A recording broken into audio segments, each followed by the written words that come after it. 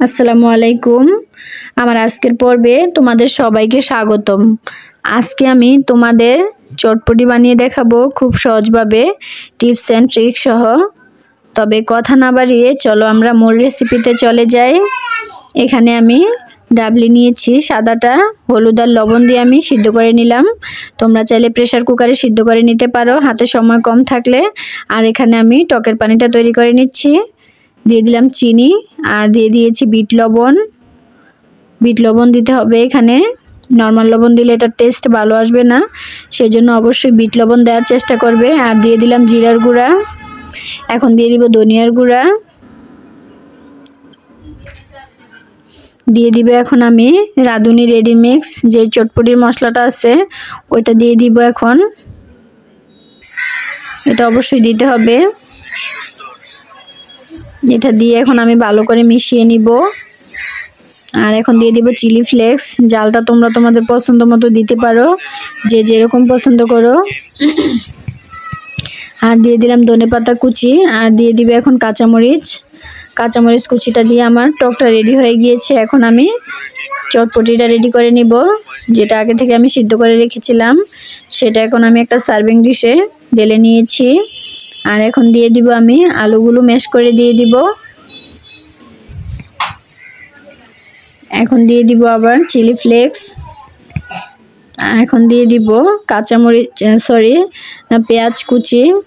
পেঁয়াজ কুচিটার পরিমাণটা একটু বাড়িয়ে দিবে, তাহলে টেস্টটা ভালো আসবে। আর দিয়ে দিলাম কাঁচামরিচ কুচি, ধনেপাতা কুচি।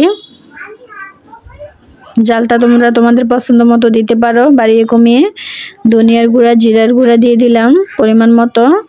আর এখন দিয়ে দিব আমি বিট লবণ। এখানে নর্মাল লবণের চাইতে বিট লবণটাই বেস্ট, সেজন্য বিট লবণটা দেওয়ার চেষ্টা করবে। আর এখন আমি দিয়ে দিব রাঁধুনি রেডিমিক্স চটপটির মশলাটা, এটা আমি দিয়ে দিব। এখানে আমি মশলাটা আমি আমার পরিমাণ মতো দিয়েছি, তোমরা চাইলে বাড়িয়ে কমিয়ে দিতে পারো।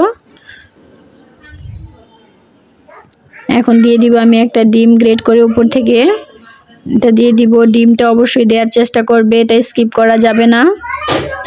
ডিম দিলে চটপটির টেস্টটা অনেক ভালো আসে, সেজন্য এটা অবশ্যই দিবে।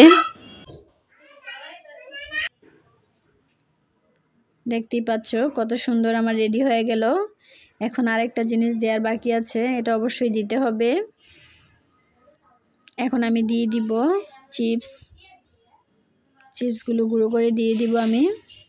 তোমরা চাইলে ফুচকা ভেঙে দিতে পারো, যে কোনো ক্রিসপি জিনিসই এটার সাথে খেতে ভালো লাগে, সেজন্য অবশ্যই দেওয়ার চেষ্টা করবে।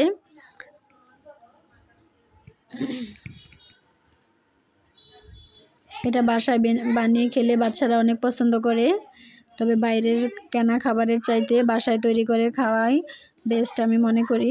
সেজন্য একটু কষ্ট হলেও বাসায় তৈরি করে খাওয়ানোর চেষ্টা করবে বাচ্চাদের। তবে আমার রেসিপিটা যদি তোমরা হুবহু ফলো করে একবার ট্রাই করো, তাহলে অবশ্যই এটা পারফেক্ট হবে। খেতে অসম্ভব মজা হয়েছিল। ভিডিওটা এতক্ষণ দেখার জন্য তোমাদের অসংখ্য ধন্যবাদ।